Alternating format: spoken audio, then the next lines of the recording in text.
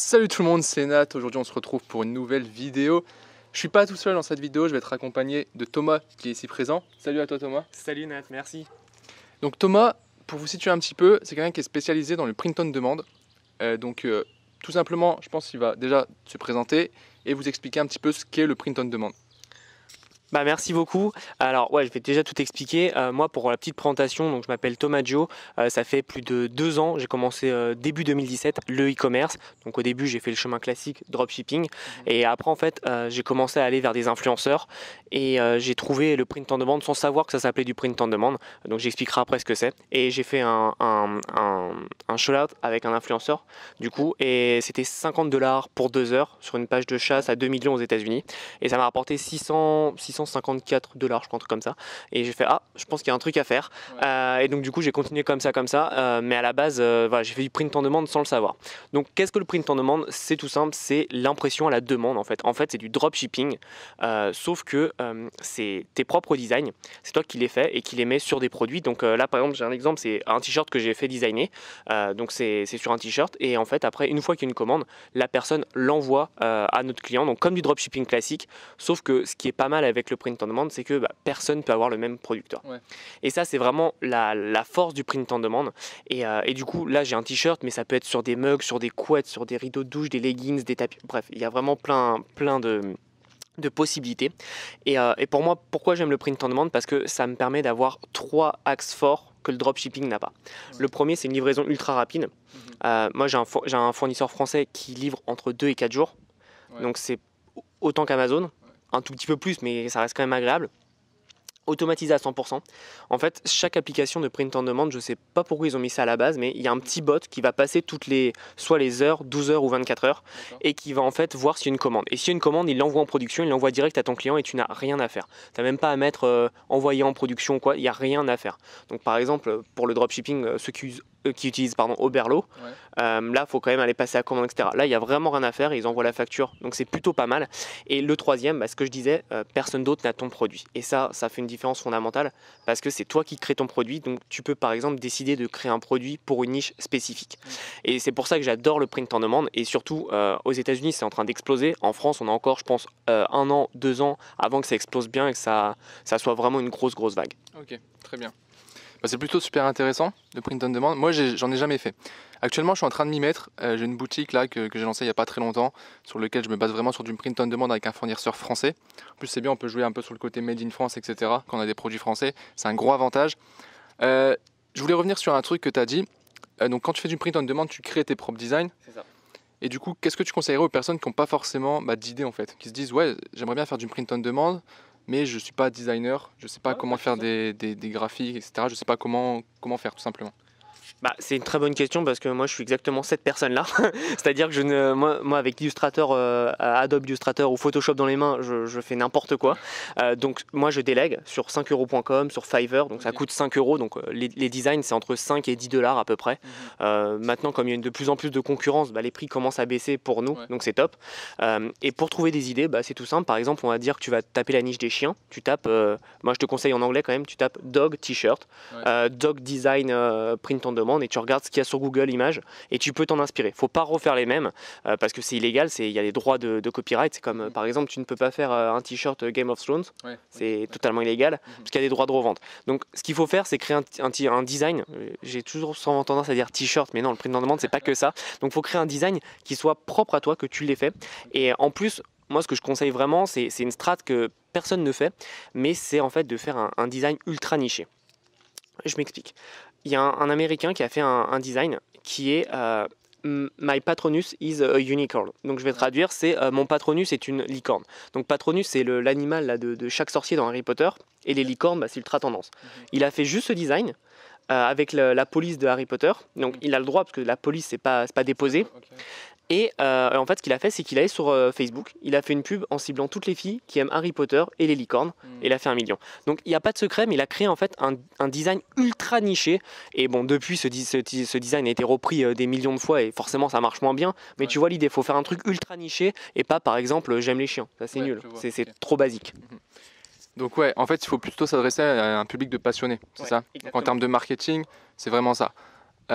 Du coup, justement, par rapport au marketing, c'est quoi entre guillemets les meilleures stratégies que tu utilises pour faire venir des clients? Parce que la publicité Facebook, enfin c'est moi, je réfléchis comme ça, je me dis que au final c'est juste un t-shirt. Il faut vraiment un élément marquant pour que les gens soient fans en fait, pour qu'ils achètent le produit. Donc au niveau marketing, comment tu fais en fait tout simplement? Bah, déjà, c'est une très bonne question parce que déjà, quand on passe du dropshipping au print on demand, on a souvent le mindset dropshipping. Ouais. Donc, essayer de trouver le produit winner, etc. Non, parce que là, le produit winner qui sera ton winner, c'est à toi de le créer. Et c'est ça qui est différent. Et donc, c'est ce que je disais, il faut viser en fait des communautés. Parce qu'en dropshipping, tu vas avoir un produit qui résout un problème. Là, c'est un produit pour des ultra passionnés.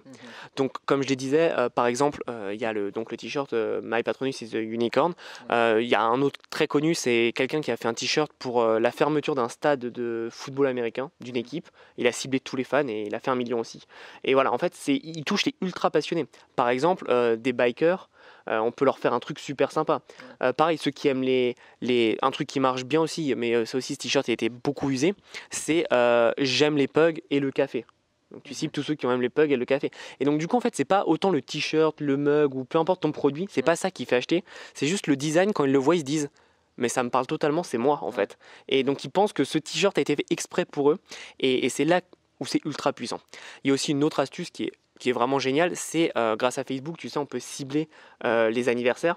Et donc, alors, cette technique a été vraiment utilisée, mais elle est vraiment intéressante. C'est par exemple, les personnes les plus intelligentes sont nées en janvier, par exemple. Et tu cibles tous ceux nés en janvier. Et c'est ultra malin parce que ça permet d'avoir des ventes. Et la personne, quand elle lit ça, elle se dit, bah ouais, moi je suis né en janvier, ça peut être pour moi. Et donc, c'est ça qui est sympa. Ok, super. Je pense que ça peut vous donner pas mal d'idées, notamment avec les fêtes qui arrivent là. C'est clair. Avec les fêtes, je pense qu'il y a moyen de faire vraiment des cadeaux personnalisés. Et justement, par rapport au print on demand, est-ce que tu peux faire aussi des produits personnalisés? Par exemple, un produit où il y aurait, je sais pas, une phrase avec un prénom. Et en fait, quand la personne commande, elle peut mettre son prénom. Et toi, tu peux imprimer juste son prénom pour elle. Alors, tu peux faire ça aux États-Unis. Il y a une application qui s'appelle Q avec un Q, Stomizer. Donc en fait, customisé en gros, mais à la place du CU, c'est un Q. Mais je le recommande pas pour 2 choses. En fait, les clients, c'est pas des designers, donc ils vont soit te pourrir ta marque, ou soit pas être content du résultat et avoir beaucoup de retours. Donc je le conseille pas. Je sais que beaucoup de personnes qui se lancent dans le print on demand veulent faire ça, mais c'est pas. Honnêtement, moi je l'ai testé un peu. Déjà en France, ça n'existe pas sur le marché français, et aux États-Unis, c'est pas très quali. Je préfère laisser ça à des entreprises comme Spreadshirt ou autre, et en fait m'attaquer plus à des passionnés qui veulent un truc ultra niché, mais pas non plus à mettre le nom. Ça, je pense que c'est un autre business, mais ça va être possible, je pense, dans quelques années, je pense que ça sera possible. Mais pour l'instant, vaut mieux se concentrer sur la niche de passionnés et être direct, quoi. Ok, et du coup, concernant un petit peu le budget, est-ce qu'il y a un investissement à investir tout simplement? Est-ce qu'il y a de l'argent à mettre pour lancer une boutique en print on demand où on peut commencer de zéro? Ouais. Alors, c'est comme tout, hein, c'est comme le dropshipping, tu peux commencer de zéro en prenant des hacks à droite à gauche, mais moi je conseille quand même entre 300, allez 200 et 500 pour être large. Là tu es quand même bien, sachant que comme on l'a dit, si tu sais pas designer, tu es à 5 euros, 5 dollars par t-shirt, donc on va dire tu en mets 10, ça te fait déjà 50 dollars. Après, tu mets ton site Shopify avec son thème aussi, c'est super important. Et donc, du coup, tu t'enlèves une grosse partie des abonnements récurrents avec les applications. Et donc, ouais, pour déjà 150, tu as déjà tout qui est en place. Ouais. Et après, je conseille quand même de faire soit du contenu. Moi, j'aime beaucoup faire du contenu pour mes sites parce que, comme je l'expliquais, c'est des personnes qui sont passionnées. Donc, moi, je fais beaucoup de contenu, mais c'est ma stratégie. Mais ça marche aussi en faisant des pubs, en faisant des influenceurs. Et donc là, évidemment, il faut du budget. Donc, c'est soit tu attends un peu plus longtemps parce que le contenu, c'est pas immédiat. Ouais. Ou soit tu fais directement avec du budget pub et donc là tu bombardes. Mais donc tout est possible, sachant qu'encore une fois tu touches les passionnés et c'est ultra important parce que quelqu'un qui est passionné, il réfléchira beaucoup moins que quelqu'un qui est moyen, tu vois. Je suis totalement d'accord là-dessus. Et du coup, ouais, tu disais pour avoir du trafic gratuit, je pense que le référencement, tu disais la stratégie de contenu, le référencement, j'en ai déjà parlé dans des précédentes vidéos, c'est ultra puissant. C'est très peu utilisé en dropshipping, malheureusement. Et pourtant, je pense que pour le print on demand, justement, je pense que c'est très bien adapté. Bien sûr, mais même pour le dropshipping, en fait, le créer du contenu, et moi je conseille YouTube, mais même pas besoin de montrer sa tête, on peut récupérer des vidéos, par exemple, je reprends l'exemple des chiens, faire un peu des petites vidéos tuto sur des chiens pour comment les dresser, etc. Les gens qui ont un chien et qui sont passionnés de chiens, mais regarderont ça et voudront aller plus loin en achetant par exemple le produit qui est dans la description. Et il faut savoir que une stat qui est dingue, c'est 90% des gens qui regardent regardes une vidéo, regarde la description. Ouais. Donc c'est ultra puissant et surtout une vidéo qu'on fait une fois, ça paye sur le long terme comme un article de blog, etc. etc. Bah écoute, merci à toi pour toutes ces informations. Je pense qu'il y a plusieurs personnes ici qui peuvent être intéressées par le print on demand. Est-ce que tu aurais quelque chose à proposer justement pour ces personnes-là qui souhaitent se lancer? Yes, bien sûr, avec plaisir. Du coup, j'ai créé un programme qui s'appelle Print on Demand Academy et dedans, tu vois vraiment tout ce que tu as besoin de savoir pour gagner de l'argent avec le print on demand. Donc, je te mettrai le lien, on mettra dans la description et je te mettrai un code de réduction pour tes abonnés. Et puis, si vous avez des questions, n'hésitez pas à les poser sous la vidéo, je répondrai personnellement. Ou sinon, vous m'envoyez un email ou vous allez sur ma chaîne et je répondrai avec grand plaisir. Bah écoute, encore une fois, un grand merci à toi. C'était vraiment sympa de t'avoir sur ma chaîne YouTube. Vous voyez, il y a plein de manières différentes de faire du dropshipping au final. Là, on a vu le print on demand. Je pense qu'il y a encore d'autres manières également.